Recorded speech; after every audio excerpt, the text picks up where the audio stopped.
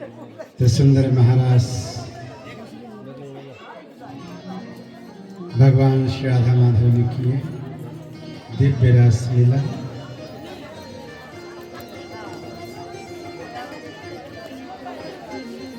यहीं पर भगवान सुखदेव परीक्षित को सुदर्शन शंखचूड़ के उद्धार के विषय पर चर्चा करते हैं। युगल गीत अक्रूर ब्रज गमन करते हैं, बोलो राधे राधे। अक्रूर ब्रज जाते हैं भगवान कृष्ण को लाने के लिए।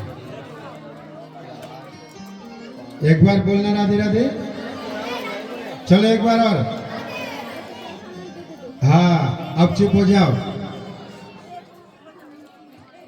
तो अक्रूर ब्रज जाते हैं कृष्ण को लाने के लिए। नारद जी आए हैं कंस के यहाँ और कंस को कहा, कंस तुझे पता है नंद बाबा के यहाँ जो कृष्ण बलराम है वो किसके बेटे हैं, तुझे मालूम है?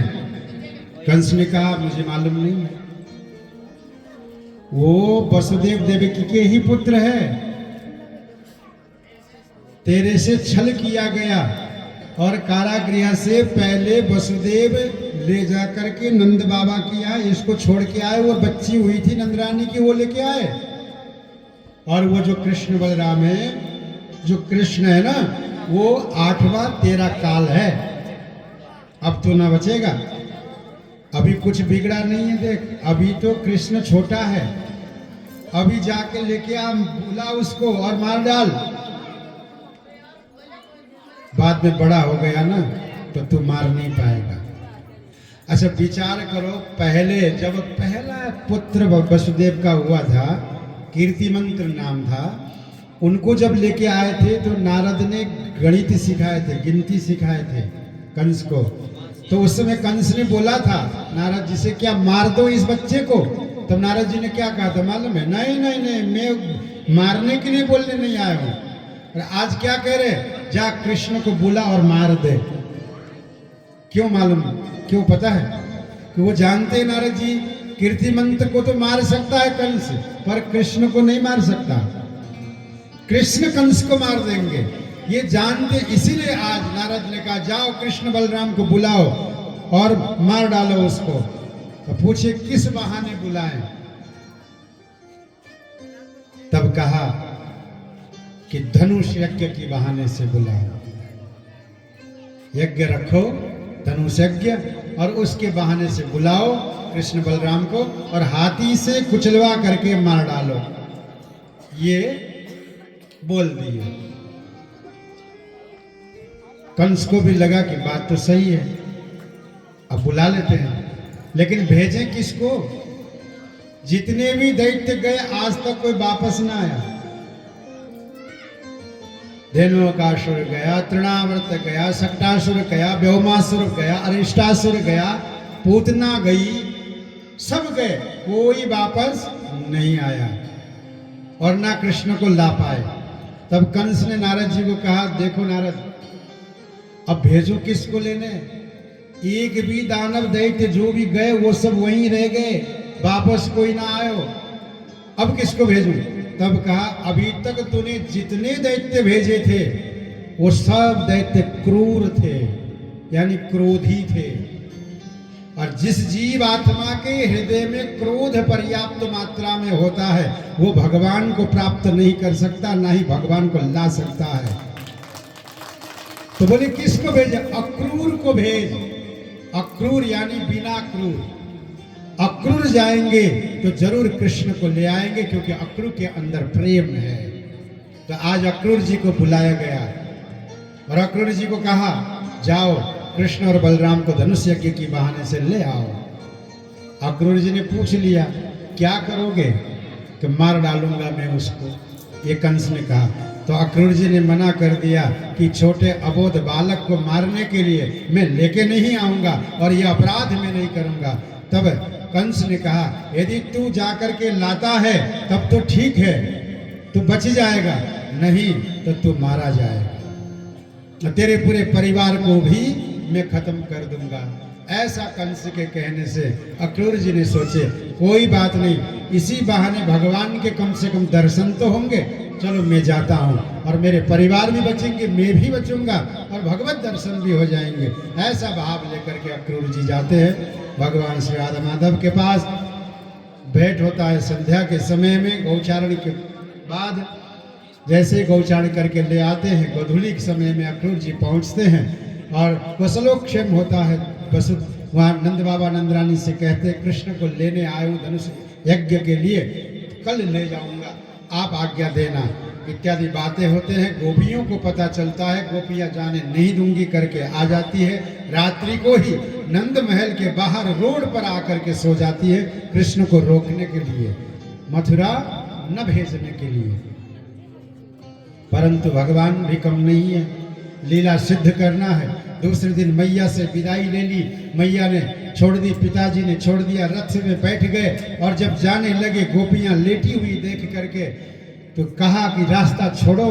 गोपियों ने कही अगर तुम्हें हमें छोड़ करके जाना है तो हमारे ऊपर होते हुए जाओ, ये शब्द बोल दिया। कोई माने नहीं। जब भगवान ने श्री किशोरी जी का ध्यान किया, राधा रानी का, और राधा रानी ही इस लीला को संपन्न करा सकती है और किसी की बस की बात नहीं है, तब किशोरी जी का आह्वान किया भगवान श्री राधा रानी, श्री किशोरी जी का प्रादुर्भाव हुआ और किशोरी जी से कहा कि हे राधे जू, हे लाडली जू, हे किशोरी जू, आप तो जानती है कि मैं लीला के लिए अवतार लेकर के आया हूं और मेरा नाम है लीला पुरुषोत्तम, और आज यदि मैं मथुरा नहीं गया तो लीला अधूरा रह जाएगा और आपका और हमारा जो लीला है वो लीला कभी पूर्ण न हो पाएगा। इसलिए हे किशोरी जी, आपसे निवेदन है कि आप इस रास्ते को खाली करा दो ताकि मैं लीला को संपन्न कर सकूं। किशोरी जी भी मना कर गई एक बार तो। राधा रानी ने कहा ना कन्या, तुम वृंदावन को छोड़ के नहीं जा सकते, तुम्हें रहना तो वृंदावन में ही पड़ेगा। पर भगवान बार बार कहते हैं हे किशोरी जी, लीला संपन्न करना है। जब नहीं माने तो एक सुंदर बात जब भगवान ने कहा, देखो किशोरी सुनो, ऐसा सुंदर योग जीवन में कभी नहीं आएंगे जो आज का योग है, और इस योग में मैं एक भिक्षा मांगता हूं आप सभी से, यानी गोपियों से कह रहे हैं और राधा रानी से कह रहे हैं। बोले क्या? देखो ऐसा योग, ऐसा सुयोग दिन मिलना मुश्किल है, आज ऐसा योग मिला है। बोले कैसा? दान करने का जब मन करे और उस समय दान का पात्र नहीं मिलता है, और पात्र भी मिल जाए तो हमारे पास धन का योग नहीं बैठता है, और आज तो तीनों योग बैठा है। ऐसा सुंदर योग कभी नहीं हो सकता। पहले तो देखो सुपात्र जन की आवश्यकता होती है दान देने के लिए, सुपात्र अक्रूर है, ये पात्र है, और धन की जरूरत होती है। वो यहाँ पर अमूल्य धन भी है, सुपात्र जन भी है, अमूल्य धन भी है और सुंदर मन भी है। किशोरी जी ने पूछी सुपात्र जन कौन? अक्रूर। फिर अमूल्य धन कौन है? कहा मैं स्वयं कृष्ण अमूल्य धन हूं तुम लोगों का, भगवान कह रहे हैं। और सुंदर मन, आप सभी का मन बड़ा सुंदर है, भगवान कह रहे हैं। इसलिए आज है किशोरी जी, सुपात्र जन अक्रूर के हाथ तुम्हारा अमूल्य धन कृष्ण को तुम्हारे सुंदर मन से अपने आंखों के अश्रुओं को अंजलि में लेकर के संकल्प करके दान में दे दो ताकि मैं लीला संपन्न कर सकूं। श्री किशोरी जी समझ गई कि गोविंद क्या कहना चाह रहे हैं। तुरंत किशोरी जी ने समस्त ब्रजवालाओं को, ब्रज सुंदरियों को, ब्रज किशोरियों को आदेश दिया कि आप हट जाए। सभी गोपियां हट गई। भगवान श्री कृष्ण अक्रूर रथ लेकर के पहुंचे। गोविंद, बलराम और कृष्ण गए, ग्वाल बाल भी साथ में गए कुछ, और कुछ ग्वाल बाल बाद में आएंगे पीछे से, ये कह करके रुक गए। सभी गए हैं। विश्राम घाट में विश्राम किया, स्नान आदि किए। वहीं अक्रूर जी को भगवान का दर्शन होता है जमुना जी के अंदर। मथुरा नगरी में भगवान श्री राधा माधव प्रवेश करते हैं। जैसे ही प्रवेश किया रथ से उतर गए। बोलो राधे राधे। मथुरा में जैसे नगरी में प्रवेश किए, रथ से उतर गए और कहे कि चलो अब सब ग्वाल बाल हम सब लोग पैदल चलते हैं। और पैदल पैदल जाने लगे। और जब मथुरा की किशोरियों को, मथुरा की सुंदरियों को, मथुरा की नारियों को जब मालूम चला कि कृष्ण बलराम ग्वाल बाल सहित मथुरा नगर में प्रवेश कर रहे हैं, ऐसा सुनते ही समस्त मथुरा की किशोरियां, ग्वाल बाल जितने भी सुंदरियां थी, अपने अपने घर की छतों में जा करके, अट्टारियों में जा करके झरोखों से भगवान श्री राधा माधव की दर्शन करने लगी और पुष्प की वृष्टि करने लगी। ऊपर से पुष्प वृष्टि करने लगी। गोविंद के आगमन पथ पर पुष्प बिखेर दिया, पुष्प बिछा दिए। जैसे ही आगे बढ़े और ग्वाल बाल साथ में थे। ग्वाल बालों ने कभी देखा ही नहीं था, ऐसे पुष्प वृष्टि करते हुए कभी गए नहीं थे। कहा वहां तो समय नहीं था ना, गोकुल में वृंदावन में कहीं समय है ही नहीं। गौचारण करते आते, गाय भैंस की सेवा, गाय की, बैल की, इनकी सेवा करना। तो जब गौ सेवा में ही लीन रहे थे ग्वाल बाल सब, तो समय न मिला भ्रमण की, कहीं जाने की, आने की। यहीं देख लो ना, कथा सुनने बड़ा मुश्किल से आ पा रही है माताएं। पीछ के जब उठ के पानी पिलाने के लिए जाना पड़ता है भैंसों को। कितनी मुश्किल है। बोलो राधे राधे, एक बार और बोलो। हाँ, तो देखो वहां भी ग्वाल बालों को इतना मौका न मिला कहीं जाने आने की, गौ सेवा में लगे रहे।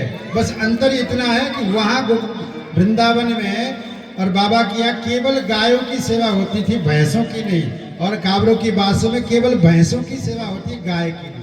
बस अंतर इतना है। बोलो राधे राधे, एक बार बोलो ना, चलो एक बार और बोल दो। हाँ, अच्छा सुनो लो, 50 भैंस रख लो, उस बीच में एक गाय जरूर रख लेना, देसी गाय। हाँ, उस 50 भैंसों की बीमारी को वो एक गाय दूर कर देगी। जितने भी बीमार होते हैं ना, भैंसे भी तो बीमार होते हैं आपके, कभी दूध देना बंद कर देते, कभी किसी के नजर लग गए बोलते हो, टोटका बोलते होते हैं ना। और जाते हो मंदिर में, पंडितों के पुजारी, अरे बाबा जी भैंसी दूध नहीं दे रही, कई करा। तो ये सब आपत विपत नष्ट कर देंगे। एक गाय रख लो, उन भैंसों के बीच में जितने भैंस रख लो। आप लोगों की देखो सेवा है, आप लोग करते हो, और क्या नाम, दूध दही घी छाछ इत्यादियों के लिए, इनके लिए कोई बात नहीं। अभी भी धीरे धीरे धीरे धीरे आप लोग समझ जाओगे कि गाय क्या है। एक बार पालने लग जाओगे ना, समझ जाओगे। फिर भैंस छोड़ करके गाय, गिर नस्ल की गाय रखने लग जाओगे। बोलो राधे राधे। तो इन बीच में एक गाय जरूर रखना। उस एक गाय की सेवा से 33 करोड़ सेवा देवताओं की सेवा करने का फल मिल जाएगा। और उस गाय की दूध केवल अपने बच्चों को पिला देना, साल भर पिला के देखना। जो पढ़ने वाले बच्चे हैं उनको केवल साल भर उस गाय की, जिसकी सेवा, देसी गाय होनी चाहिए, नहीं जर्सी नहीं, देसी गाय, उस गाय की सेवा करना। और अपने जो पढ़ने वाले बच्चे, उनको उसकी दूध पिलाना, घी देना, दही देना, जो भी, उसकी साल भर।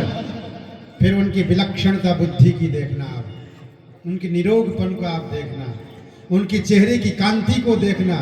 दहकता हुआ चेहरा उनका हो जाएगा, मरे मरे से मुरझाए हुए नहीं रहेंगे। बोलो राधे राधे। ब्यूटी पार्लर जाने की जरूरत नहीं पड़ेगी ग्लो के लिए। हाँ, पाके देखना। बोलो राधे राधे, एक बार और बोलो। तो ये गाय रखना। तो इन ग्वाल बालों को गौ सेवा से फुर्सत न मिलती थी, ज्यादा कहीं नहीं गए थे, इधर उधर कहीं नहीं। क्योंकि आज पहली बार जब प्रवेश करे मथुरा की वीथियों पर, जब आगे गए, तो ऊपर से देवियों ने, मथुरा की किशोरियों ने पुष्प की वृष्टि करी। तो ग्वाल बाल बोले कन्हैया को देख, कन्हैया कन्हैया देख देख देख कितना स्वागत हो रहे हैं हमारे। ग्वाल बाल कह रहे देख हमारे कितना स्वागत, फूल बरसा रहे हमारे लिए, हमारे रास्ते में देख फूलों की ढेर लग गए, इतना सम्मान हमारा। देख देख लाला, आज तक ऐसा सम्मान तो हमें किसी ने नहीं किया, परंतु सुन कन्हैया, सम्मान तो मिल रहे परंतु मुझे तो अब शर्म आने लगे। बोले क्यों? देख कितनी बड़ी सम्मान हो रहे, और कपड़े देख हमारे गोबर लगे हुए हैं। कोई सुंदर ढंग ढंग के कपड़े होते, सुंदर बढ़िया होता तो कितना अच्छा रहता। भगवान ने कहा चिंता काहे को करते हो, अब भी मैं तुम्हें कपड़े की व्यवस्था कर दूंगा, और कपड़े भी ऐसा वैसा नहीं तुम समझ लोगे कि ऐसे कोई छोटे मोटे ना, राजा के कपड़े, राजमहल में जो राजा महाराजा पहनते हैं वो वस्त्र तुम्हें व्यवस्था कर दूंगा मैं। भगवान ने कहे अच्छा कहा तो करो व्यवस्था। तो इतने में क्या हुआ कि दूर से कंस का धोबी, जो कंस का कपड़ा धोता था ना, वो धोबी आता हुआ दिखाई दिया भगवान को। भगवान कृष्ण ने कहा मामा जी राम राम। अब धोबी ने देखा कि आज तक मामा बोलने वाला कोई आयो नहीं, क्योंकि मेरा तो कोई भांजो ही ना है। ये कौन सा भांजा आ गया जो मुझे मामा कह रहा है। इधर उधर देखा, उसने सोचा किसी दूसरे को बोला होगा, फिर कहा मामा जी राम राम। फिर धोबी ने कहा क्या मुझे कह रहे? हाँ आप ही तो मेरे मामा हो, कन्हैया कहे। तो वो एक बार तो खुश हुआ धोबी, कोई भांजा तो मिल गया मुझे आज। दौड़ता हुआ आया कन्हैया के पास, हाँ भांजा बोलो क्या बात है, और ये भी बता दो कि तुम्हारा मामा में कैसे हो गया। तो भगवान ने कहा ये जो मथुरा है ना, मथुरा ये मेरा नानेरा है, ये मेरा मामा का घर है यहाँ। तो मेरे नानेरा में जितने भी है वो सब मेरे मामा ही तो हुए, आप सब मेरे मामा हो। जब ऐसे अच्छा तेरा मामा कौन है? कंस।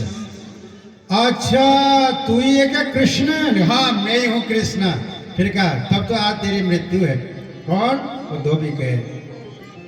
तो भगवान ने कहा चलो कोई बात नहीं, किसकी मृत्यु होगी वो तो बाद में पता चल जाएगा। एक काम करो मामा जी, ये जो पोशाक है, ये कपड़े, ये मुझे दे दो, हमारे ग्वाल बाल पहनेंगे।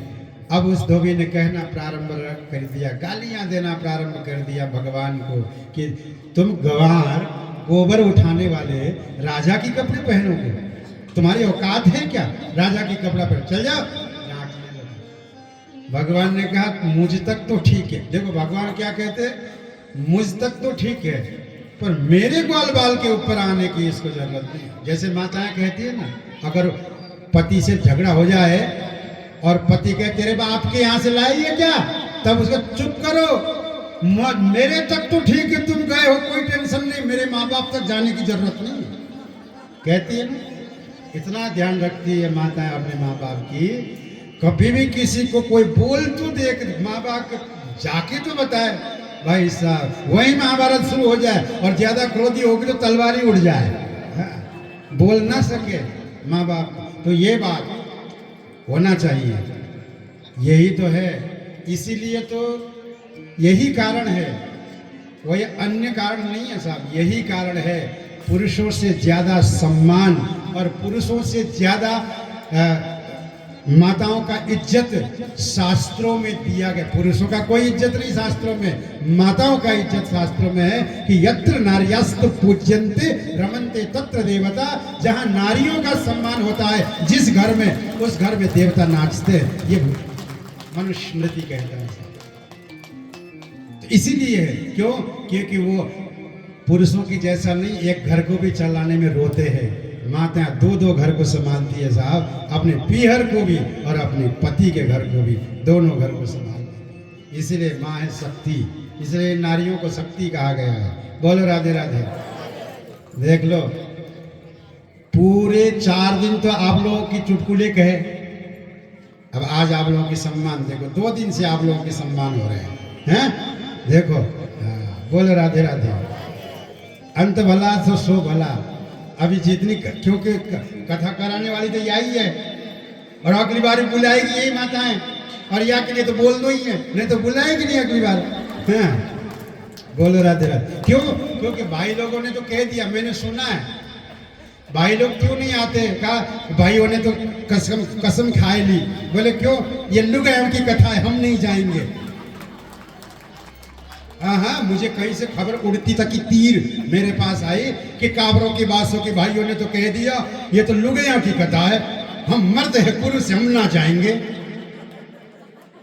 अरे भाई ये लुगैया की कौन ना, ये कथा लुगैया की कौन है, ये कथा भगवान की है, ये कथा किसी लुगाई की नहीं है, ये भगवान की है। और भगवान की कथा में आना चाहिए। आज इस देखो, कम से कम ये तो सोच लो कि किसी भी पुरुष को आगे हो बढ़ने की जरूरत न पड़ी, किसी महिलाओं ने, इन माताओं ने भक्ति करके दिखा दिया कि ऐसे होते हैं। तो कम से कम भाइयों को ये सोचना चाहिए था कि हमारी घर की माताएं, हमारी घर की बहनें, हमारी घर की नारियां भगवत भक्ति में तल्लीन हो रही है, और इतनी बड़ी आयोजन, इतनी बड़ी कथा का आयोजन इन माताओं ने करके दिखाया। तो ऐसा करके प्रोत्साहन के लिए भी भाइयों को आना चाहिए था और वास्तव में प्रोत्साहन देना चाहिए था। क्यों? क्योंकि घर को चलाती है ये बहनें, ये माताएं। आपके घर का समस्त कार्य यही करती है, और आपका सम्मान भी नारी से है। अगर ये नारी न होती तो घर का कोई सम्मान नहीं है। का यहाँ तक शास्त्रों में कहते घर घर घर कहते ना, पूछा घर किसको कहते, किसी ने कहा ईंट, दीवारें, ईंटों के, लोहे से, पत्थर से, सीमेंट से बना हुआ जो घर है ना वो घर है। फिर हमारे शास्त्रकारों ने कहा गलत बात है, घर वही घर घर है। ईंटे के जितने भी मकाने बने हैं ये मकान, इसको घर ना कहा गया, ये घर नहीं है, ये घर नहीं है। बोले तो घर क्या है? गृहिणीम गृहमुच्यते, जहां जिस घर में गृहिणी हो वही घर है, नहीं तो शमशान भूमि है, वो घर ही नहीं। जिस घर में नारी हो वो घर, गृहिणी हो वो घर घर है, नहीं तो घर शमशान भूमि के समान है, वो घर नहीं है। और कहा गया, इसका मतलब क्या हुआ? तो नारी ही घर है, वो जो घर के अंदर रहने वाली आपकी जो पत्नी है, अथवा आपकी माँ है, अथवा आपकी बहन है, जो नारी है, जो शक्ति है, वही घर है, न कि ईंट के दीवार का घर घर है। घर तो नारी है। इसलिए साहब सुंदर आयोजन हुआ है, और आप सभी भाइयों के नाक को ऊंचा किया है। आप सभी भाइयों के नाक को आपके पत्नियों ने, अथवा आपकी माताओं ने, अथवा आपकी बहनों ने, अथवा आपकी बेटियों ने ऊंचा किया है कि सुंदर भागवत कथा का कार्यक्रम रघुनाथ जी के पाटोत्सव के उपलक्ष्य में रख करके, क्योंकि 2 बार हो गया यह पाटोत्सव में, पहले कभी कथा नहीं हुई थी, अब होने लगे हैं। किसके पहले? सुमन जी, वो भी नारी थी, सुमन जी वो भी नारी है, उनके कारण से यह कथा हुई। और इस बार आप सभी नारी, मैं केवल एक नहीं कहूँगा यहाँ, क्योंकि प्रत्येक माताएं जितने भी यहाँ बैठी हैं उन सबका भले ही 200 हो, भले ही 100 हो, भले 1 रुपया लगा हुआ है। तो यानी आप सभी माताओं के कारण से ये दूसरी कथा हुई है। तो क्या किसका नाक बचा है या मालूम है? काबरों के पास आप लोगों का नहीं, आप लोगों ने अपने अपने पति के, अथवा बाप के, अथवा भाई के नाक को बचाया है कि काबरों के पास में पाटोत्सव के उपलक्ष्य में भागवत कथा हो सकती है, सत्संग हो सकती है। ये आप भाइयों की इज्जत को बचाया है इन नारियों ने। इसीलिए, क्योंकि भाइयों के पास समय कौन ना, पैसा कमाने जाते हैं, तो कथा कहाँ से लगाएंगे? देखो, लगाना तो आप लोगों को पड़ेगा। पैसा ये देते हैं, ये जो भाई लोग बैठे ना, जो भी मजदूरी करना हो, पढ़ाना हो, लिखाना हो, ऑफिस में जा, जो काम करना हो, चाहे गाय भैंस चराना हो, बोलो राधे राधे, ये करके ले आएंगे, कमा करके पैसे ला के देंगे, उन्हीं पैसों से आप लोग करते, यानी श्रेय तो दोनों को ही जाता है। ऐसी बात नहीं भाइयों को नहीं जाता है, जाता है, परंतु भाई लोग आए कम, बस ये कम आए, ताश खेलने में रह गए। बोलो राधे राधे, एक बार और बोलो ना, चलो एक बार और, चलो कोई बात नहीं, इस बार जो हो गया, अगली बार हमारे समस्त काबरों की बात से कि मैं चाहता हूँ, मेरी इच्छा है कि कोई भी, चाहे माताएं कथा का प्रारंभ करें, चाहे भाई करें, अगली बार की जब भी कथा हो, चाहे राम कथा हो, चाहे, मैं ये नहीं कहूँगा मेरी हो, किसी की भी हो, अगली बार की जब भी यहाँ कथा हो तो हमारे भाई लोग आगे आ जाए और भाई लोगों के द्वारा यहाँ मंच सजे और एक तरफ भाई लोग बैठे, एक तरफ माताएं बहनें बैठे और ये पंडाल सुंदर होकर के तेजा जी के चौक तक वहाँ तक पहुँचे और वहाँ आनंदित हो। ये ऐसा हो अगली बार आप लोग करना मेरे भाई लोग, क्योंकि आप लोग ही हो कमा के ला के देने वाले, इसीलिए। और आप पीता यदि घर में, ये ध्यान देना, ये मैं नहीं कह रहा हूँ, शास्त्र की बात है, पीता यदि घर में कोमल और कठोर दोनों प्रकार से रहता हो तो घर सुरक्षित होता है, नहीं तो नहीं होता है। इसीलिए घर में कठोर हो जाना और सत्संग में आने के लिए कोमल बन जाना, अगर ऐसा होगे तो आपके घर के बालक बुढ़ापे में आपके 100% सेवा करेंगे और आपके आगे का पालन करेंगे, क्योंकि वही बालक आप आओगे वो बच्चे आपके कथा में आएंगे और वो सुनेंगे।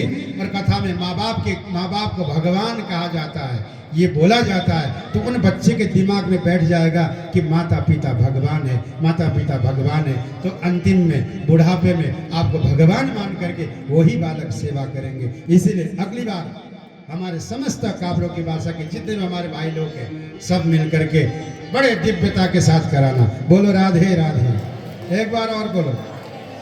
तो हमारे अभी जितने गिने चुने भाई लोग बैठे हैं अब सबके काने में डाल देना, अगली बार आप लोग करो, ओके? एक होगा कि नहीं होगा बता दो, चलो बता दो। जय हो, बहुत बहुत धन्यवाद आपको। बोलो राधे राधे, चलो एक बार और बोलो। तो यहाँ नारियों ने सम्मान किया और धोबी ने राजा महाराजा को कपड़े गाय के गोबर उठाने वाले तुम नहीं पहन सकते हो, ये बोल दी। भगवान को रहा नहीं गया, भगवान ने कहा अच्छा मुझे तक तो ठीक है, मेरे ग्वाल वालों को, मेरे भक्तों को इसने कहा है, अब इसको छोड़ूंगा नहीं। एक चाटा कनपट्टी पर मारे थे, 30 फीट दूर जाके गिर पड़ा और मृत्यु हो गया उसका। और वो सबरे कपड़े ग्वाल वालों को धारण करने के लिए कह दिया, ग्वाल वाल पहनने लग गए। आज पहली बार बड़े बड़े बढ़िया बड़े एम्ब्रॉयडरी किया हुआ वस्त्र, राजाओं के पोशाक ग्वाल वालों ने पहने। अब वो कंस का था, ग्वाल वाल छोटे थे, कंस मोटा भी है और बड़ा भी है। एक ही पायजामे के अंदर 4-4 जने घुस गए। बोलो राधे राधे। फिर एक छोटा सा था वो अंदर ही फंस गया, बचाओ बचाओ बचाओ करके चिल्लाने लगा। भगवान दौड़ते आए, निकाले, फिर कहा क्या हुआ, एक में सब घुस गए।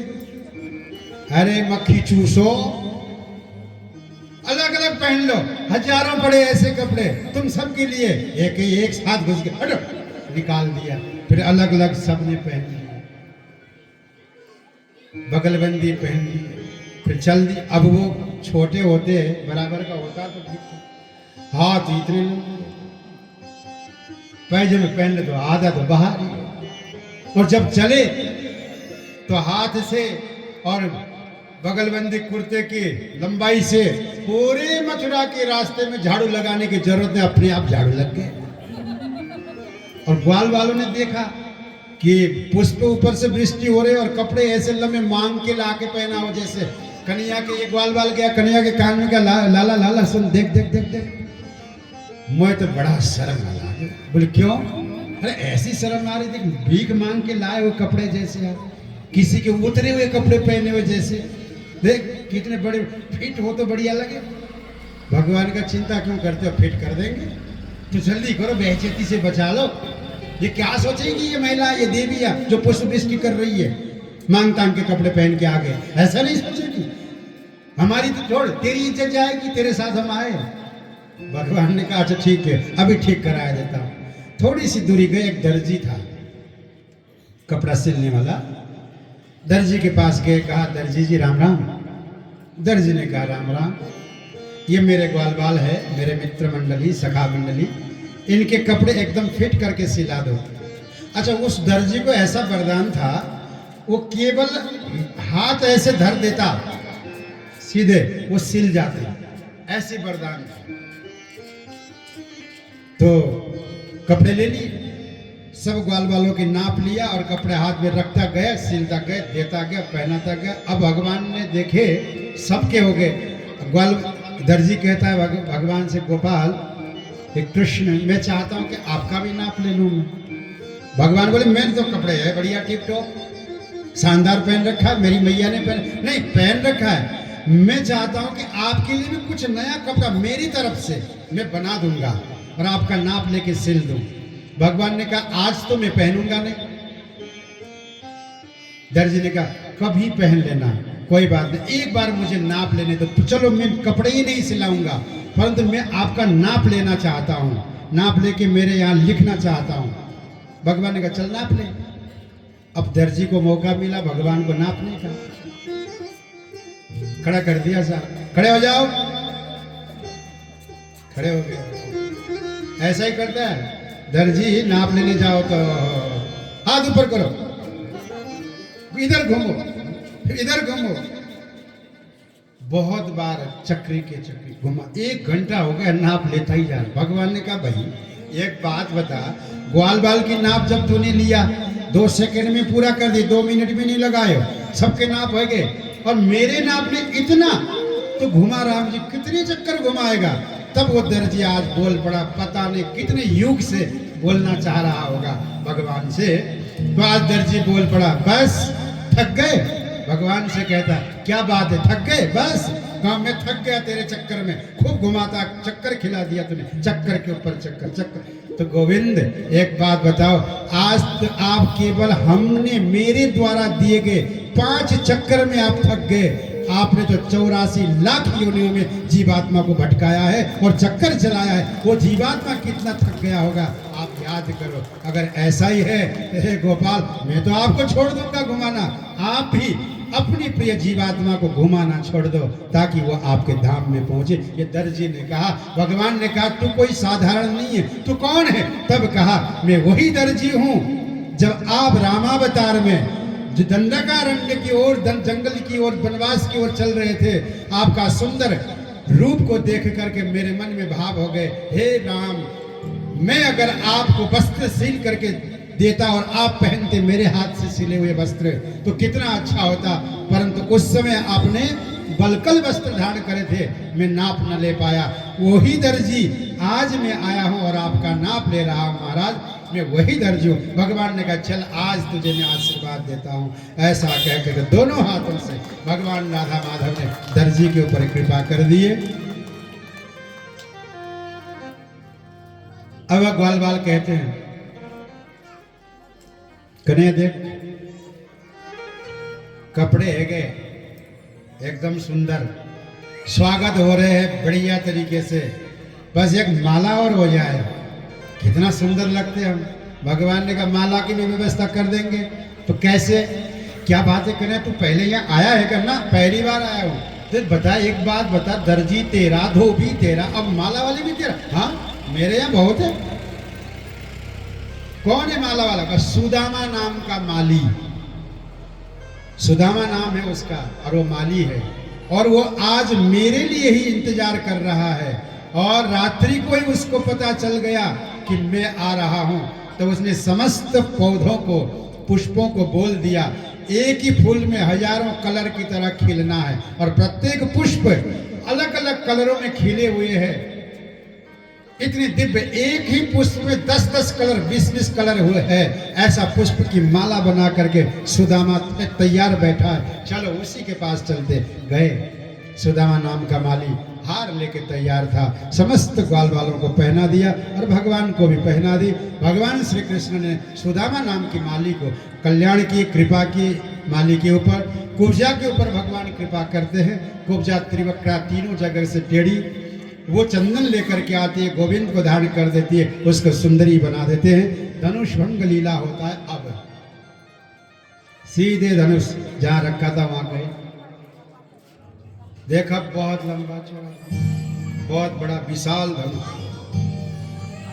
एक मन में कहा भगवान ने, देखो इतनी बड़ी धनुष हम कैसे उठाए?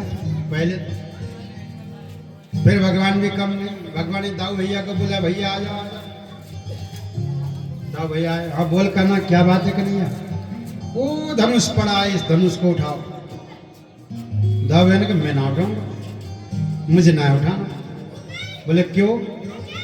सबसे पहले बड़ों का है, आप मेरे से बड़े हैं, अगर आप मेरे से छोटे होते तो मैं उठाता, आप मेरे से बड़े हैं, और जो घर में जो बड़ा होता है वही मुखिया होता है, यही होता है ना, बड़ा ही तो मुखिया है, मुख्य उसी के मानते हैं ना। हाँ बोलो राधे राधे, एक बार और बोलो। तो आप बड़े हैं, आप उठाओ। भगवान कृष्ण ने बलराम जी को कहे, बलराम जी ने कहा मैं नहीं उठाऊंगा, तुमने जानबूझ के मुझे बड़ा बना दिया है। बलराम भैया कह रहे हैं भगवान कृष्ण को, तुमने जानबूझ के मुझे बड़ा बना के भेजा है। जब रामावतार में सीता मिलने वाली थी तो खुद बड़े हो गए और धनुष उठा के सीता को प्राप्त कर ली, और अभी कृष्ण अवतार में न धनु न तो सीता, न गीता, न रीता, न पीता कोई मिलने वाली तो है नहीं, सुखम सुखा धनुष है, इसे मुझे बड़ा बना के खुद छोटे होके आ गए, मैं ना उठाऊंगा तू ही उठा ले। भगवान ने कहा चलो मैं ही उठा लेता, आगे बढ़े, धनुष लिया, उठाए, प्रत्यंचा चढ़ा दी, धनुष टूट गए। धनुष टूटने की आवाज कंस के कान में पड़ा, कंस घबरा गया कि अब मेरा काल आ गया है, जिस दिन ये धनुष टूटेंगे उस दिन मेरी मृत्यु होगी, और जो धनुष को तोड़ेगा वही तुझे मारेगा। ये कहा था, आज कृष्ण ने धनुष तोड़ दिया, कृष्ण मेरा काल है, और कृष्ण आज ही टूटा है तो इसका मतलब आज ही मैं मरूंगा। ऐसा सोच करके 50 फीट ऊपर सिंहासन लगा के बैठ गया, ताकि छोटा सा बालक ये 50 फीट ऊपर तो आ नहीं सकता, इसलिए 50 फीट ऊपर लगा के सिंहासन लगा के बैठ गया। और सैनिकों को सल तोसल आदि जितनी भी चाणूर मुष्टिक सल तोसल इनको बोल दिया कि कृष्ण इस व्यायामशाला में जैसे घुसे रंगशाला में तुरंत मार डालना। तो सब उस युद्धशाला के अंदर कृष्ण बलराम ग्वाल बाल सब प्रविष्ट हो गए। जैसे अंदर गए देखा उन सल तोसल चाणूर मुष्टिक इन लोगों ने कूट, जैसे देखा टूट पड़े भगवान को मारने के लिए, कृष्ण बलराम को मारने के लिए, लेकिन भगवान कृष्ण को बलराम के मार न पाए। सबको भगवान ने उद्धार, कुछ को बलराम जी ने, कुछ को भगवान श्री कृष्ण ने कर दी। एक कूट बचा था, दौड़ता हुआ आ गया। भगवान कृष्ण ने कहा भाई रुक रुक रुक रुक, इधर इधर, तेरा नाम क्या है? बोले कूट। अच्छा तेरा नाम कूट है? हाँ। भगवान ने कहा बलराम भैया, दाऊ भैया इधर आओ। बोले क्या हुआ? इसका नाम कूट है, कूटो जितना कूट सकते हो। दाऊ भैया ने कूट दिया, उसका भी उद्धार हो गया। बोल राधे राधे। अरे इतने में कंस 50 फीट ऊपर रह करके चिल्ला रहा था, मारो मारो, कृष्ण बलराम को छोड़ना मत, इनको मार डालना, इनको जान से मार डालना, ये कृष्ण बलराम मेरे शत्रु है, इनको छोड़ना मत, मारो कूटो मारो। ये बड़बड़ा रहा था कंस। ग्वाल वालों ने भगवान से पूछा कि कन्हैया एक बात बता, सब राक्षसों को, सब दैत्यों को तूने मार दी, बलराम जी ने मार दी, ये सबसे ऊपर बैठ करके जो इतने ऊंचाई पे बैठा ये कौन है? कहा अच्छा ग्वाल वालों तुम्हें मालूम नहीं है कौन है? हाँ नहीं है। अरे यही तो मेरे मामा है। अच्छा ये तेरे मामा है? कहा तो ये बड़बड़ा क्यों रहे? देख कितने देर से बड़बड़ा रहे तेरे मामा। अरे लालाओ तुम्हें मालूम नहीं है ग्वाल वालों, मेरे मामा को एक बीमारी लग गई है बड़बड़ाने की। कौन सी बीमारी? सन्निपात की बीमारी लग गई है, बड़बड़ाता रहता है। अच्छा तो दवाई किसने नहीं किया? ग्वाल बाल पूछे। भगवान ने कहा दवाई कौन करता, बेचारा इनका कोई है नहीं, अकेला भांजा में। अब मैं आ गया, आज अच्छी दवाई कर देता हूँ, चिंता मत करो ग्वाल वालों। ऐसा कह करके ताल ठोक के सीधे ऊपर गए, केस को पकड़ के खींचने लग गए। कंस ने कहा मेरे बाल को छोड़, केस को छोड़। तब भगवान ने कहा कि याद करो मामा कंस, उस दिन का जिस दिन मेरी मैया देवकी अभी अभी विवाह करके आई हुई, तुम छोड़ने के लिए जा रहे थे, उस समय उनके गर्भ के, मेरी माँ के गर्भ के 8वां गर्भ काल का आकाशवाणी सुनते ही तुमने मेरी माँ के केस को पकड़ करके कैसा खींचा था। उस समय कितना दर्द मेरी मैया को हुआ होगा, याद करो तुम। ऐसा कह करके जोर से केस को खींचा। छोड़ छोड़ छोड़ कहने लगा कंस। भगवान माने नहीं, और अंत में भगवान ने मारने से पहले कंस का वध करने से पहले भगवान ने दया कर दी कंस के ऊपर और बोला, मामा तुम हमारे रिश्ते में मामा लग गए, इसलिए आज पापी हो तुम, फिर भी मैं तुम्हारे ऊपर कृपा करता हूं कि मेरे चरण चिन्हों का ध्यान कर लेना। ऐसा कह करके अपने चरण चिन्ह को, चरण को ऊपर करके चरण दिखा दिया और कहा, यहाँ जितने भी चिन्ह मेरे चरण में है, अंकुश, तोमर, शंख, चक्र, गदा, पद्म, जो जो चिन्ह है, छत्र, इन चिन्हों में एक का भी अगर तुमने मरते समय ध्यान किया तो निश्चित है मामा तुम मेरे धाम को पहुंच जाओगे, अब याद कर लो। ऐसा कहकर अपने चरण दर्शन अंतिम समय में मामा कंस को करदा दिए और सीधे ऊपर से लेकर के धड़ाम से नीचे गिर गए, प्राणांत हो, कंस का उद्धार हो।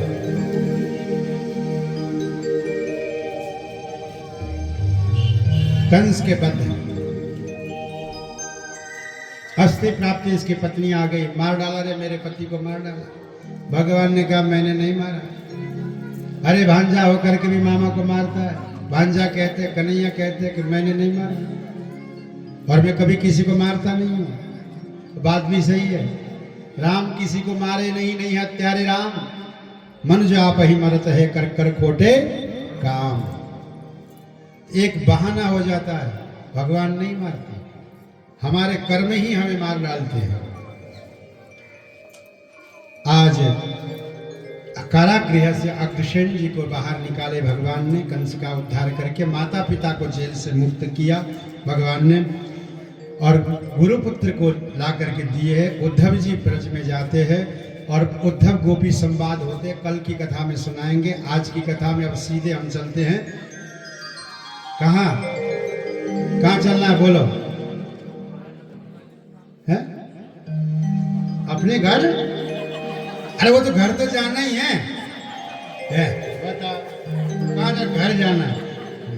घर तो घर ही जाना है, कौन रोकेगा? ये माताओं ने एक बार जोर की बात कर दी, कहा जरा घर। मैंने सुना कि एक बार कहते, भाइयों को सुनाता हूँ, सुनो भाइयों। एक बार क्या हुआ, कहीं महात्मा जी कथा सुना रहे थे, उस कथा में महात्मा जी ने पूछा, जिस जिसको स्वर्ग जाना है दोनों हाथ ऊपर करे।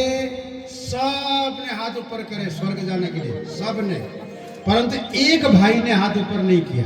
एक भाई था, वो हाथ ऊपर नहीं किया, हाथ नीचे ऐसे करके बैठ गया। महात्मा ने देखा ये स्वर्ग जाना नहीं चाहता होगा, नरक जाना चाहता होगा, चलो पूछ लेते।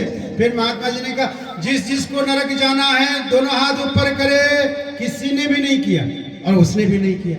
महात्मा जी ने कहा, भाई ये स्वर्ग भी नहीं जाना चाहता, नरक भी जाना नहीं चाहता, तो जाना कहाँ चाहता है? बुलाया, अच्छा भाई आजा, तू ही देवता, तू जाना कहाँ चाहता है?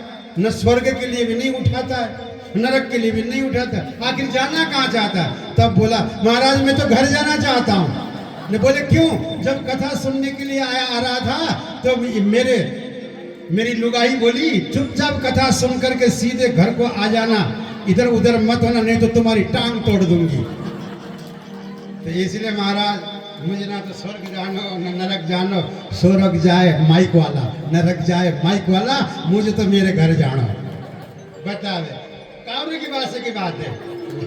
बोलो राधे राधे, एक बार और बोलो, चलो एक बार और, चलो कोई बात नहीं, घर ही जाना, कोई बात नहीं, थे लोग घर ही जाओ।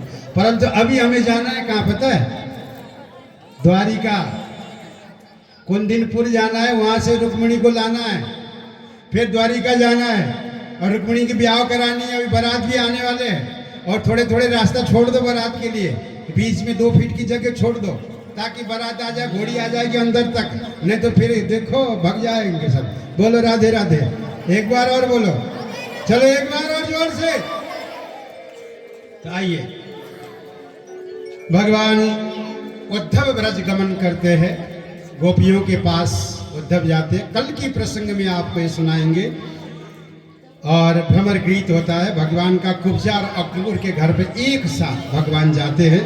हस्तिनापुर अक्रूर जी जाते हैं, जरासंध से युद्ध होता है भगवान की, और द्वारिकापुरी के निर्माण के लिए भगवान विश्वकर्मा को आदेश देते हैं, जाओ स्वर्णमय द्वारिका बनाओ। विश्वकर्मा जी आते हैं और विश्वकर्मा जी बड़े सुंदर, दिव्य भव्य सुंदर द्वारिकापुरी का निर्माण करते, सोने की द्वारिकापुरी, पूरे द्वारिका सोने का है, ऐसा दिव्य द्वारिकापुरी का निर्माण होता है। कालीवन भस्म हो जाता है। मुस्कुंद की यहाँ कथा आती है, द्वारिका गमन, बलराम जी का विवाह होता है यहाँ। अच्छा, बलराम जी का विवाह क्यों हुआ? बोलो राधे राधे। एक बार और बोलो, चलो एक बार और। अब हो गया, सब बैठ जाएंगे, छोड़ दो, हो गया।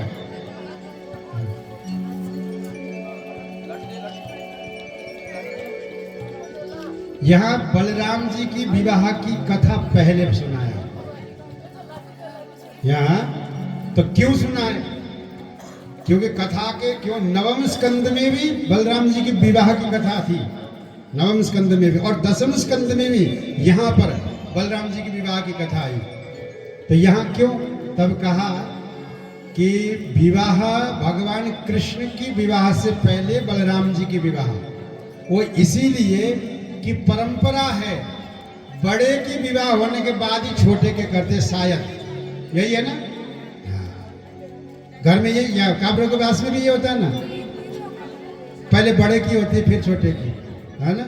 हाँ, तो यही परंपरा होने के कारण से यहाँ पहले बलराम जी बड़े हैं, तो यहाँ बलराम जी की विवाह की कथा सुना है। बोले किसके संग विवाह हुआ? कहा रेवती के संग। वो कैसी थी, कब की है वो रेवती? का सत्य युग की तो रेवती, और द्वापर युग के बलराम जी। इतने युग की डिफरेंस, ऐसा क्यों? तब कहा कि रेवती के पिता ने अपनी कन्या की विवाह के लिए खूब सत्ययुग में लड़के ढूंढे, वर ढूंढा, पर रेवती के योग्य वर कहीं नहीं मिला। तो ब्रह्मा जी के पास गए बोलने के लिए कि तुमने मेरी बेटी के लिए कौन सा वर बनाया है। ब्रह्मा जी के पास गए, ब्रह्मा जी को पूछा। ब्रह्मा जी कीर्तन में लगे हुए थे, और जैसे ही निमिष मात्र में ब्रह्मा जी का कीर्तन खत्म हुआ, खत्म होते ही ब्रह्मा जी ने पूछा आना क्यों हुआ? कहा आपने इसके लिए वर कहाँ रखा है, कौन है? तब ब्रह्मा जी ने कहा सत्ययुग में तुम आए हो, आज द्वापर युग हो गया है, मेरे निमिष मात्र समय भी कई चतुर युगियां बीत जाते हैं, इसलिए युग बीत गए, अब तो द्वापर युग आ गया है, अब तुम द्वापर युग में आए हो, अब उस समय की वर तो इनको मिलेंगे नहीं, अब जाओ, एक ही वर है बलराम, द्वारिका में है, उन्हीं बलराम के संग इनका विवाह कर दो। तो आज रेवती को लेकर के आए विवाह के लिए। अब पहले क्या था, बहुत पहले ये नियम देखो, अभी जो नियम चल रहा है ना, अभी इस समय विवाह के समय का वही नियम बहुत पहले था, फिर बीच में नियम परिवर्तन हुआ, फिर नियम बदला, ऐसे बदलता रहता है, इसलिए संसार है। बहुत पहले नियम था, माँ बाप ने जो चयन कर दिया उसी लड़की के साथ अथवा उसी लड़के के साथ ब्याह होता, लड़के लड़की देखने की प्रथा नहीं थी पहले। और बीच में जब राज शासन चला, जैसे देवहूति के विवाह का समय जब आया, तब उस मनु और शत्रुपा का, तो उस समय ऐसा था कि विवाह करना लड़की चयन जिसको करे उसी के संग, माँ बाप दखलंदाजी नहीं करते थे। लड़की को बोलते तुझे जो वर पसंद आए, तुझे लगे कि ये लड़का इस लड़के के साथ में जीवन यापन कर सकती हूँ, उसी लड़के के संग हम विवाह कर देंगे। तो स्वयंवर करने के लिए लड़की खुद जाती थी और लड़का चयन करती थी, पसंद करती थी, और माता पिता उसके विवाह कर देते थे। फिर बीच में ये नियम भी खत्म हुआ। क्यों? क्योंकि इस नियम में बहुत से हानि होने लगे, बहुत बार ऐसी होने लगे कि हमारी बहन बेटियां दुख पाने लगी, परेशान होने लगे, कष्ट में व्यतीत होने लगी। तो फिर समाज ने और माता पिताओं ने और समाज के बुजुर्गों ने एकत्रित होकर के नियम बनाया कि ऐसा नहीं, जो पहले चलता था, कौन सा, माँ बाप जिसको चयन करे वही बच्ची विवाह करे, तो वो नियम लगा लो। फिर वो नियम प्रारंभ हुआ। तो अभी तक कहीं कहीं अभी तक ये चल रहा है, कुछ कुछ घरों में, नहीं तो छोरियां लेके भाग जाती है, वो अलग बात है। बोलो राधे राधे, एक बार और बोलो ना, चलो एक बार और बोलो। होता है ना, कई बार ऐसा होता है। परंतु माँ बाप जो चयन करे वैसा चयन हम लोग नहीं कर सकते हैं, क्योंकि माँ बाप हमसे बहुत अनुभवी है। उन्होंने कई कष्ट झेला है, कई दुख झेला है। वो किसी भी व्यक्ति को एक बार देखते पहचान लेंगे कि ये क्या कितना तक है, जान लेंगे, परख लेते हैं, जान लेते हैं, फिर तब जाकर के अपनी बेटी को देते हैं। साहब कितना कष्ट होता है ब्याह करना, परंतु कुछ लोग समझते नहीं हैं। 2 दिन की प्यार को, माता पिता के प्यार को ठुकरा करके राधे राधे। ऐसा गलती कभी मत करना, क्योंकि ऐसी गलती होगी तो कभी किसी को बोलने लायक नहीं रहोगे। और माँ बाप के बताए गए अनुरूप चलोगे तो माँ बाप को बोल सकते तुमने ही तो करी थी, भुगतो बोल सकते। बाद में क्या बोलोगे आकर के माँ बाप को? कछु ना बोल सकोगे। बोलो राधे राधे। इसलिए कुछ गुंजाइश रखना, कुछ गुंजाइश रख लेना। तो नियम था कि माता पिता जो चयन कर दे वही। तो यहाँ पर बलराम और बलराम और रेवती की जब ब्याह हुआ ना, इस समय एक नियम था कि लड़के लड़की को देखने की जरूरत नहीं थी। माँ बाप ने जो चयन कर दिया वही शादी। तो इनकी तय हो गए। बलराम ने रेवती को देखा नहीं, रेवती ने बलराम को नहीं देखा, और ब्याह हो तैयारी है गई। अब भगवान बलराम जब स्वयंवर, जब मंडप सजते ना, ब्याह मंडप, वहाँ पहुँचे। अब बहू आ गई रेवती बरमाला लेकर के। आप लोगों में भी होता होगा ना बरमाला, स्टेज प्रोग्राम है ना, होते हैं। तो बरमाला लेकर के आए। बरमाला जैसे लगा डालने की समय हुआ, बलराम जी तो ज्यादा लंबे नहीं थे। बलराम जी 1 मंजिला मकान के बराबर बलराम जी, 2 मंजिले मकान के बराबर की है रेवती जी, इतनी लंबी। अब रेवती तो बलराम जी के गले में बरमाला डाल देगी आसानी से झुक करके, बलराम जी कैसे डालेंगे? 2 मंजिले ऊपर कैसे डालेंगे? बलराम जी ने देखा ये तो मामला गड़बड़ हो जाएगा, अभी बेइज्जती हो जाएगी मैं अगर बरमाला डाल ना पा। और मान लो सीढ़ी लगा के मैं ऊपर गया बरमाला डालने के लिए, और उतरते समय अनबैलेंस हो गया, मैं गिर गया तो हड्डी पसली टूट के राख हो गया। ब्याह की दिन हड्डी पसली टूट जाएगी, प्लास्टर चढ़ाना पड़ेगा। तो बलराम जी ने देखा ये मामला गड़बड़ हो जाएगा, अब कुछ तो करना पड़ेगा। रेवती जैसे ही बरमाला लेकर के आई बलराम जी को डालने के लिए, बलराम जी ने अपने हल, थोड़ी सी नजदीकी में थी रेवती, तो हल को लिया, पीछे से ऐसे गर्दन में हल लगा के खींचे बलराम जी ने। रेवती नजदीक आ गई और दूसरी जगह से मूसल निकाला, माथे पर मारा, बराबर लेवल कर दिया, अपने बराबर की कर दी। 2 मंजिला नहीं, बोलो राधे राधे। तो भाई लोग आप लोग मत करना। देखो 2 जने हमारे नौजवान बैठे हैं, देखो भाई लोग तुम लोग ये मत कर देना कहीं तुमसे लंबी छोरी मिल जाए, कोई माँ बाप पसंद कर दे और तुम जाओ ब्याह करने और तुमसे लंबी छोरी हो और तुम हल मुसल चलाना मत मानो, नहीं तो तुम्हारे साथ मुझे भी जेल जाना पड़ेगा, क्योंकि तुम तो जाओगे ही, वो मर जाएगी। फिर तुम कहोगे किसके कहने से ऐसा किया? तो बाबा जी ने कथा में कहते इसलिए तुमने भी फंसा। मत करना ऐसा, ऐसा ना होगा। अब वो उस जमाने में हुआ करता था, तुम्हारे हमारे बस की बात नहीं है। तो लेवल बराबर कर दी। अब बरमाला डला और रेवती के संग भगवान बलराम जी का यहाँ दावैया का विवाह हुआ। सुंदर यह विवाह का प्रसंग, रेवती विवाह प्रसंग, बलराम विवाह प्रसंग हुआ। और यही कुंदिनपुर में, कुंदिनपुर कहाँ है पता है? हमारी रुक्मिणी की जो पीहर है ना, वो कुंदिनपुर है, वहाँ विद्यमान है रुक्मिणी। आज शिशुपाल के पास रुक्मी गया, रुक्मिणी का भाई रुक्मी शिशुपाल के पास गया और बोल के आको, देख मित्र शिशुपाल, मेरी बहन रुक्मिणी की विवाह मैं तेरे साथ ही करूंगा, आज ही पक्का हो गया। ये पक्का करके भाई आ गया रुक्मी। रुक्मिणी को मालूम चला कि मेरे भैया ने मेरे विवाह शिशुपाल के संग पक्की कर दी। पिता के पास जाके रोने लगी रुक्मिणी। बोली रुक्मिणी ने, पिताजी मैंने तो हृदय से कृष्ण को पति माना है, कृष्ण को वर के रूप में मैंने चयन कर लिया, मेरे पति वही है। और मेरे भैया ने शिशुपाल के संग ब्याह के लिए पक्की करके आया, मैं विवाह शिशुपाल से नहीं कर सकती हूँ, मैंने तो कृष्ण को पति मान लिया है। जब भीष्मक ने कहे कि बेटी मैं तेरी बात को समझता हूँ और कृष्ण जैसा वर मिलना तो हम सभी का सौभाग्य है, हमारे अनंत जन्म के पाप नष्ट जब होंगे तभी कृष्ण जैसा वर मिल सकता है, अन्यथा कृष्ण जैसा वर नहीं मिल सकता। और तुम्हें कृष्ण मिलना ये बहुत बड़ी बात है, परंतु बेटा मैं मेरे पुत्र के सामने बोल नहीं सकता। मतलब इतना डरा के रखता था शिशुपाल अपने पिता को कि पिता अपने पुत्र से बोल नहीं सकते, तो बोल दिए मेरी बस की बात नहीं, मैं क्या बोलूं इसको, मैं बोल नहीं सकता हूं। इसलिए बेटा अब तो जो होगा, जो कृष्ण चाहेंगे वही हो सकता है। भीष्मक भी चुप हो गए। रुक्मिणी ने अपने ही कुंदिनपुर के एक विद्वान ब्राह्मण संत को बुलाया, गुरु कुल पुरोहित को बुलाई और एक पत्र लिखा और वो पत्र दे दी और कहा कि जाओ इस पत्र को ले जाकर के कृष्ण को दे देना।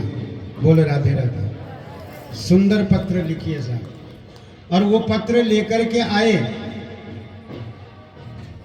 वो पत्र लेकर के ब्राह्मण आए और कृष्ण के हाथ में वो पत्र दिया द्वारिका में।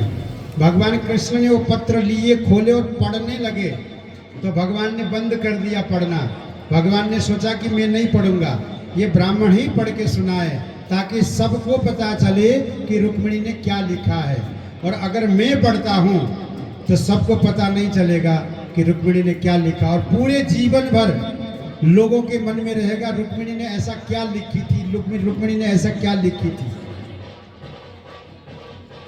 अब कुछ जमाने में व्हाट्सएप तो होते नहीं थे, मैसेंजर नहीं हुआ करते थे। अभी होते हैं ना व्हाट्सएप होते हैं, मैसेंजर होते हैं। उस समय लव लेटर लिखने के लिए मैसेंजर व्हाट्सएप नहीं होते थे। हाँ बोलो राधे राधे। एक बार और तो पत्र लिखने पड़ते थे। हाँ तो लेटर लिखने पड़ते, तो भी लिख दिया। अपनी जो प्रेम कहानी है, अपनी जो हृदय की बात है, ये रुक्मिणी ने लिख के भेजा है और ब्राह्मण ने पढ़ के सुनाया। श्रुत्वा गुणान् भुवन सुंदर शृण्वतां ते निर्वेश्य कर्ण विवरै हरतोंगतापं रूपं दृशां दृशिमताम् अखिलार्थलाभं त्वय्यच्युताभिसति चित्तमपत्रवं मे।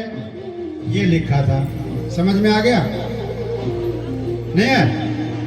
अच्छा हिंदी में समझा दूं? अच्छा चलो बोलो राधे राधे। रुक्मिणी लिखती है, श्रुत्वा गुणान भुवन सुंदर, गुणान श्रुत्वा, हे भुवन सुंदर, यानी संबोधन देखिए अपने प्राणेश्वर के लिए, अपने प्रियतम के लिए लिखती है। हे भुवन सुंदर यानी ब्रह्मांड के सबसे सुंदर, हे भुवन सुंदर, हे कमल नयन, हे प्राणेश्वर प्राणनाथ प्राण प्रियतम, मैंने आपको अथवा मेरे इन दोनों नेत्रों ने, अभी तक इन दोनों नेत्रों को सौभाग्य प्राप्त नहीं हुआ है आपके दर्शन की, परंतु मैंने आपके गुणों को संतों के श्रीमुख से सुना है। और जब से मैंने श्रुत्वा गुणान, आपके गुणों को संतों के श्रीमुख से सुना, तब से मैं आपकी दासी हो गई। मैं चाहती हूं हे गोपाल, हे गोविंद, हे प्राणनाथ, हे प्राणवल्लभ, आपके चरणों के, वाम चरणों के चरणीय प्रांत के चरण दासी मैं बन जाऊं। आप इतनी कृपा करें। और आप सोचते होंगे कि रुक्मिणी तुम्हें शर्म नहीं आई, लेटर लिख रही हो, पत्र लिख रही हो, तो क्या करे गोविंद, तुम्हारा गुण ही ऐसा है, तुम्हारा ऐश्वर्य ही ऐसा है, तुम्हारा सौंदर्य ही ऐसा है।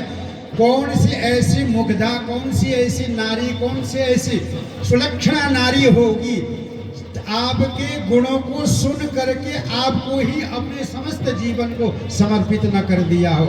ऐसा कौन सी अभागन होगी, न करे। समस्त नारी जो समझदार होगी आपको समर्पित कर देगी। हे गोविंद, इसीलिए मैं चाहती हूँ आप आए और आकर के मुझको ले जाएं। और आप सोचते होंगे कन्हैया कि कहाँ आए लेने के लिए, ये भी मैं आज बता देते इसी पत्र के माध्यम से। देखो कितनी तरीका बताइए, रुक्मणी ने भगाने के लिए कहाँ आना है, यहाँ तक लिखिए, बताओ। बोलो राधे राधे। तुम इस जगह आके मुझे भगा के ले जाओ, हरण करके ले जाओ। यहाँ का हरण शब्द का प्रयोग है कि मैं कल गौरी माता की पूजन के लिए जाऊंगी, उस समय तुम आ जाना और उसी मंदिर से मुझे हरण करके ले जाना और द्वारिका की बहू मुझे बना देना। ये भगवान रुक्मिणी लिखती है। मनी मन सोचती है इतने में से भी यदि कृष्ण न आए मैं क्यों जाऊं, मैंने तो कभी रुक्मिणी को देखा ही नहीं। ऐसा सोच के कृष्ण बैठेंगे, ये सोच के रुक्मिणी अंतिम में लिखती है, हे गोविंद, यदि इतनी सारी पत्र को पढ़ने के बाद भी यदि आपका मन न पिघला और आप नहीं आए और मेरे को शिशुपाल हरण करके ले गया तो समझ लेना एक शेर की ग्रास को गिदड़ ले गया, ये मान लेना। फिर भी रुक्मिणी सोचती अगर इसमें भी होगा कोई शेर, होगा कोई गिदड़, अपने को क्या मतलब, ये सोच के कृष्ण बैठेंगे। तो तब अंतिम में लिखती है, हे गोविंद, यदि शिशुपाल मुझे ले गया हरण करके और आप नहीं आए, आप लेके नहीं गए, तो यह अपहरण, ये हरण कुंदनपुर की बेटी की न हो करके द्वारिका की बहू की होगी। अगर ये कलंक तुमसे सहन नहीं हो तो मुझे ले आना, लेने के लिए आना, नहीं तो मत। अब भगवान ने जैसे अंतिम पढ़ा द्वारिका की बहू, ये तो बहुत बड़ी कलंक लगा देगी। तुरंत भगवान पत्र को तो कह दिया बंद करो, अब चलो। रथ पर बैठ गए और जाने लगे। दाऊ भैया पहुंच गए उसी समय। दाऊ भैया ने पूछा कहाँ जा रहे हो, तो वही जा रहे करके टाल दिया। कहा कि रुक्मिणी को लेने जा रहे हैं। तो आज भगवान श्री कृष्ण द्वारिका से कुंदनपुर को गए और वहाँ दिव्यता के साथ रुक्मिणी गौरी पूजन कर रही थी। और जैसे ही गौरी पूजन करके आ गई नीचे उतरी सीढ़ियों से, भगवान ने देखा रुक्मिणी आ रही है, अपनी गोदी में उठा करके अपने रथ पर विराजमान करा करके भगवान हरण करके ले आए द्वारिका में। और दूसरे दिन द्वारिका में भीष्मक राजा को बुला करके बड़े धूमधाम से रुक्मिणी का विवाह होता है। आइए हम लोग भी रुक्मिणी मंगल का प्रसंग यहाँ बड़े दिव्यता के साथ रुक्मिणी पूजन करते हैं, कन्यादान करते हैं। और आइए एक भजन में, और कल की कथा विश्राम की कथा है, कल विश्राम है, तो कल 20 मिनट की कथा आपको हम सुनाएंगे लास्ट में, जिसमें, और लास्ट में भी हो सकता है, शुरू में भी हो सकता है, वो भरोसा नहीं कब होगा। 20 मिनट में पूरी भागवत सुनाएंगे, इसीलिए कल ठीक 12 बजे पहुंच जाना। और मैं भी हो सकता है 11:30 बजे आ जाऊँ, कहीं भरोसा करना। बोलो राधे राधे, एक बार और बोलो, चलो एक बार और। तो 12 बजे पहुंच जाना, 20 मिनट की पूरी भागवत सुनाएंगे।